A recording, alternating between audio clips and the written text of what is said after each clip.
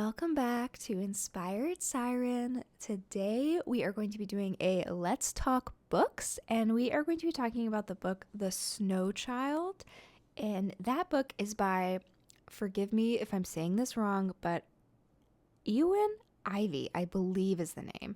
I looked it up a few different times, but I can't seem to figure it out. But this book is very magical, mystical, based in reality, if that makes sense. I absolutely adored this book. So in the background, you'll be seeing me play the game Lake, but this is the winter or holiday edition. So it's kind of like you drive around in the snow. There's like Christmas lights on the houses. I think there might be a cat in a Christmas sweater. I can't remember. I haven't played this version of a while. Lake is a really peaceful, like, I guess task-based game where you drive around as a mail carrier. Highly recommend, but that's what you'll be seeing in the background. So without further ado, let's get into it. So this book is set in Alaska, I believe, in like the 20s, like 1920s. And it's kind of like an early homesteader, and it kind of follows a couple and their life. Now, a big kind of cornerstone of the couple's life is not having any children. You know, they have like their homesteader neighbors that have these children. Their families have, their sisters or brothers have children, but they themselves have never had a child. I believe also trigger warning, this does cover like some miscarriage and stuff. So if something like that, reading like that would be really hard for you, maybe skip this one. But they do have a miscarriage at some point with a baby, and then they bury them. But all along, these people, they're just like longing for a child. They decide to go out to Alaska, be homesteaders. There's like a lot of kind of that like survival, trying to make it work through the winter, figuring out how to farm, figuring out how to like dress, how to survive, how to can. And it kind of, the book starts where they're basically on the brink of failing, and they maybe are gonna like leave or go back, but they end up having like their neighbors come for help. And that's actually one of the best parts of the book, is these like beautiful, sweet relationships, where I saw one reviewer describe it as like you're walking past these people and they're so pleasant, but like you're drawn into them. And I think that's how the characters really feel, is like, on the outset, on the base, they just seem like, okay, these are just like pleasant people, and there is not a lot of depth to it. But the more you get into the story, these characters kind of like little parts of them develop, and especially the two main characters, the wife and the husband. And okay, I remember now. I forgot for a second what their names were. Jack and Mabel are the main characters. So Jack and Mabel, they're trying to homestead, whatever. They're kind of at the brink of failing, but Alaska gets this big snow. And so they decide to go out into, also, this is not spoiler free. None of my Let's Talk books are spoiler free. So get out while you can, but highly recommend this book. But for those of you that are okay with spoilers or have already read the book, you'll know. But they decide to make a snowman, right? So they take this little scarf and these little gloves, and they build a snowman on their land. And they kind of go to bed, and then the next day Mabel starts seeing what she thinks is like a little child, and then they kind of have to keep this from their neighbors, because their neighbors are like, oh, you have like winter blues or something, where you're kind of going insane. And it's like really funny along the way, because like, as the reader, you also kind of aren't sure if Jack and Mabel are like actually seeing this. It's like you aren't 100% sure if it's real, but it feels real. And the author's prose, like the way that they talk and describe, it's just so beautiful and magical. And that's what I mean of, this book is not actually a fantasy or like a magical book, but the way that it's read and the way that it's talked through feels really magical. And so they've developed this snowman, and then the snowman's gone, and then they start seeing this little kid. And all of a sudden Mabel kind of remembers in her childhood reading a book called The Snow Child. And in the actual, the book that Mabel has read, it talks about how this couple like really were longing for a child, and then they built a snowman, and the snowman became a child. So they're kind of living in this fantasy that mirrors this childhood beloved book of Mabel's. And, she asks her sister to send it to her, and they kind of go back and forth along this way. And again, you're not sure if it's real, but at some point, like, the child starts showing up more. And Jack, he's a little bit less inclined than Mabel to really fully believe that this is real. He's like kind of thinking, maybe we are going crazy. Maybe the neighbors are right. And Mabel's kind of like, no, like, I think this is really real. And part of their dynamic is so adorable. Like, they like obviously really love each other, but they're also trying to like stand on their own strengths, and kind of like not show the other if they're struggling. And like there's this really like heartbreaking scene where it talks about how Jack and Mabel, after they had a miscarriage, like never talked about it. And I don't think Mabel even went out to see the burial of the little baby. And so there's kind of this distance, but this snow child that may or may not be real, right, kind of brings them together, and they end up starting to really think about it and explore it. And Jack at some point sees the child and then is able to follow them, and kind of finds out that this child is a real person, right? She her name is Faima, and she is kind of trapped. Like, I can't remember exactly her full story, but her father was like a heavy drinker. Her mother died in childbirth, I think, and her father had died in the mountains. And so this little child is like living and surviving based on kind of how she was taught to function, like hunting. She's an incredible hunter, and she becomes like slightly more and more real, right, to them.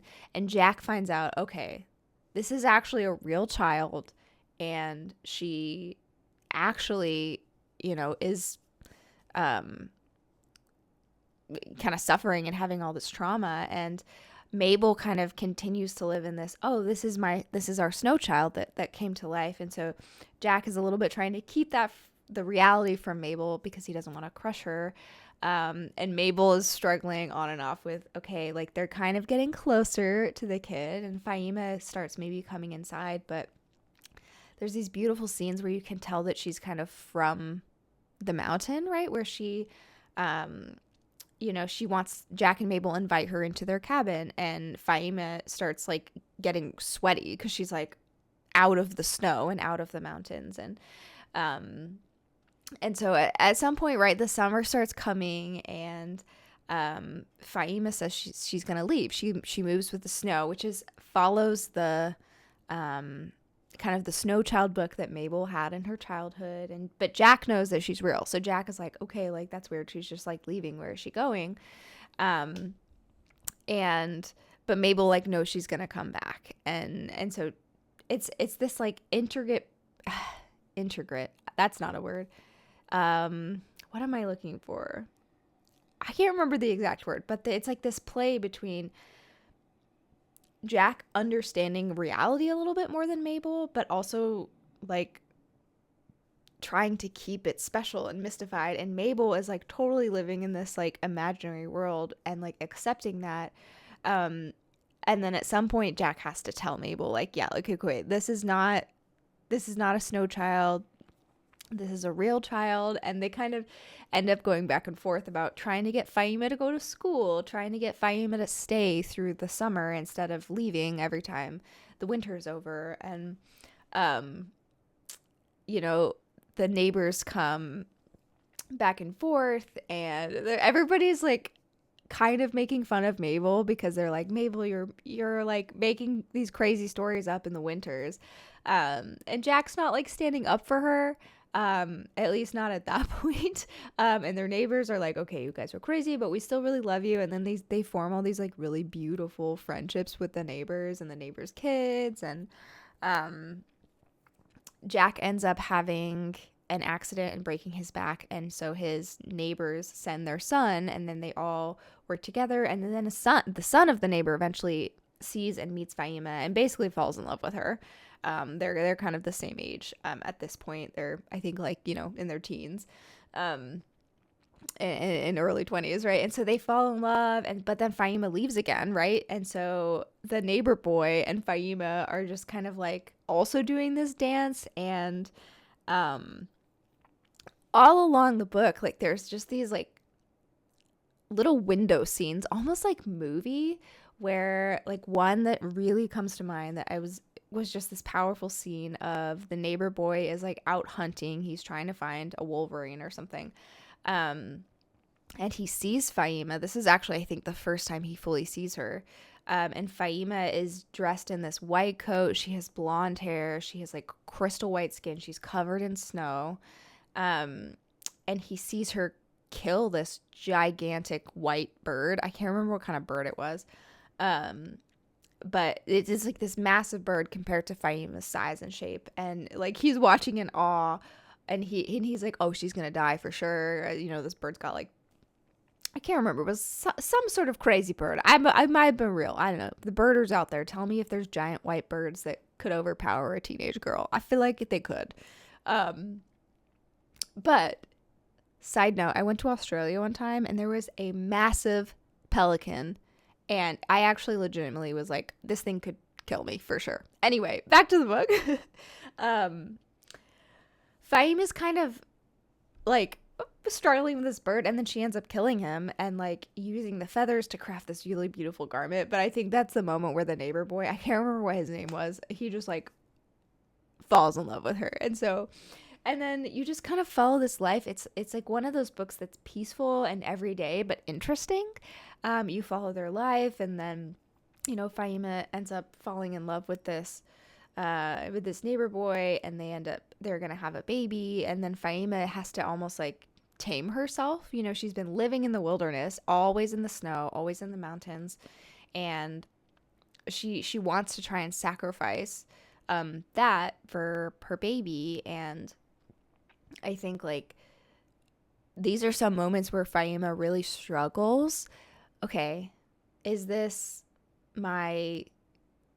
a way I can put down this like totally living outside, totally like never coming home to a bed, like sleeping in the woods, hunting in the woods, like constantly being on the move? And she really tries. And Jack and Mabel and the neighbor boy build up this beautiful cabin for them on their land, and try and help Faima adjust, take care of her while she's pregnant and all this stuff. And like, it ends up being that Faima's like, okay, like I want to give this up because I want to protect this baby. And Jack and Mabel, of course, are like thrilled because it's like Faima is their adopted child, right? And so they, it follows, the birth, which is like really horrible and a struggle, and then kind of first few days of this baby's life, and then Faima ends up sick, and just Mabel can tell, it's like almost like this, her like adopted mother heart, she can tell that Faima just like needs to be outside. Like, she can't be inside anymore. Like, she needs to just go outside in the air. And they go out and lay down.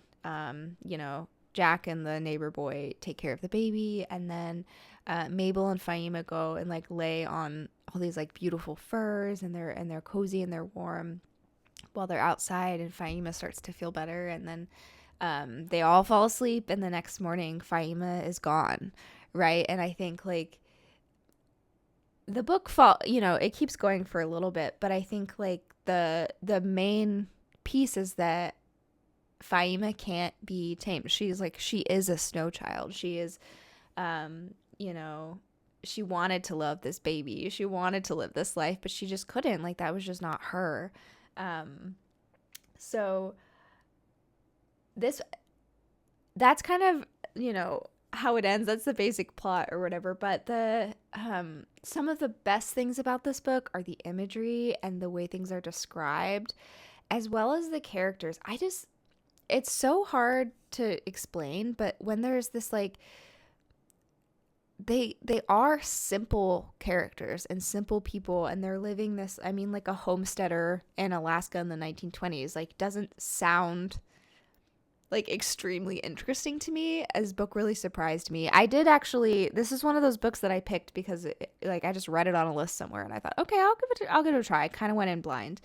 Um but the way that the characters kind of interrelate and kind of process their own trauma about their lives, like for Mabel processing being childless and like her role, of course 1920s, right, the role is mom and wife, and that's most of what a woman could do at that time. And so processing through that, and then like holding and letting go of this child. Hold on, my husband's calling. Sorry, I forgot what I was saying. My husband called. You have to answer the phone when your husband called. That's the rule. Um, but what was I saying? I can't remember. Whatever. So these characters seem simple, but the depth and the way that the author writes them is so beautiful. It's a slow read, but it's just so calm and peaceful. It's one of those books that you just want to like kind of curl up, and you have interest and you have investment, but you're not like devastated at any point. Like it's almost like, especially at the end when Faima kind of disappears, it's almost like that was inevitable. Like that is how the book was supposed to end. um and let's see if I have any other thoughts. Hold on, I gotta get my head together. Okay, end thoughts on this book. Absolutely beautiful writing, beautiful setting. I love the way it's described in the nature in the wilderness, and kind of the hardship of these particular homesteaders and being childless, and the magical aspects. And I always love a extremely strong female character that ends up not actually being defined by motherhood and wifehood. Um, but it was more complex than that. And so I would say this is a slow but steady, beautiful, intriguing read. It's wintertime now. I would highly recommend reading this in a winter time. So you can almost get into that cozy vibe, with a blanket and a cup of tea, and kind of just immerse yourself. This is a book you can immerse yourself in. So it is a little sad, but it's also beautiful and happy and funny. Like this book had everything. It was a very good story. So I highly recommend. And if you want to give me a book recommendation or have other thoughts on different video games to try, leave me a comment in the bottom of this video. And if you have me a subscribe for more, you'll make my day. And thank you for tuning in to this Let's Talk Books. If you've read The Snow Child, please leave me a comment about what you thought of it and like pieces you've noticed. It's been a few months since I read this, and so I would love to be reminded of that. But thank you for tuning in, and I'll catch you next time. Bye.